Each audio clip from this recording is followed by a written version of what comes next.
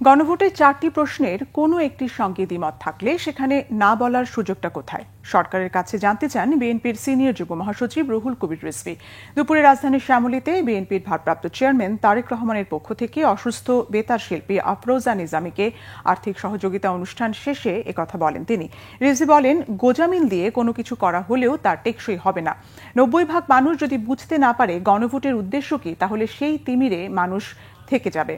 সাধারণ মানুষ বুঝতে পারবে, সেই আলোকে গণভোটের আয়োজনের পরামর্শ দেন রিজভী। দেশের পরিস্থিতি ক্রমান্বয়ে ঘোলাটে হচ্ছে উল্লেখ করে রিজভী অভিযোগ করেন, পতিত স্বৈরাচার বিপুল পরিমাণ টাকা নিয়ে বসে আছে দেশে নাশকতা সৃষ্টি করার জন্য। তারা দেশে ভয়াবহ পরিস্থিতি তৈরি করতে চায়। আগুন সন্ত্রাসের সংস্কৃতি তারাই তৈরি করেছে, এখন আবার সেটা শুরু করেছে। শেখ হাসিনার কাছে মানুষের রক্তের চেয়ে ক্ষমতা বড় ছিল, সেটি তখনকার আইনশৃঙ্খলা বাহিনীর সাথে কথোপকথনেই প্রমাণ হয়েছে।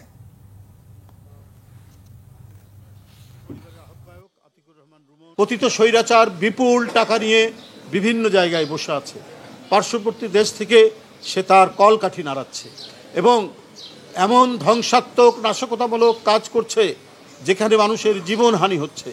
সেই গাড়ি পোড়ানো, যেটা আমরা বারবার বলেছি যে আমরা যখন হরতাল দিয়েছি গণতন্ত্রের জন্য, আমরা গণতন্ত্র পুনরুদ্ধারের জন্য যখন কথা বলেছি, তখন কৃত্রিমভাবে তারা নিজেরাই নাশকতা করে চাপিয়ে দেওয়ার চেষ্টা করত বিরোধী দলের উপর, বিএনপির উপর। কিন্তু আমরা বলেছি যে ওই সমস্ত নাশকতায় তাৎক্ষণিক যারা ধরা পড়তো, হয় যুবলীগের লোক তারা, নাহলে ছাত্রলীগের লোক। প্রত্যেকটি জায়গায় তার প্রমাণ আছে।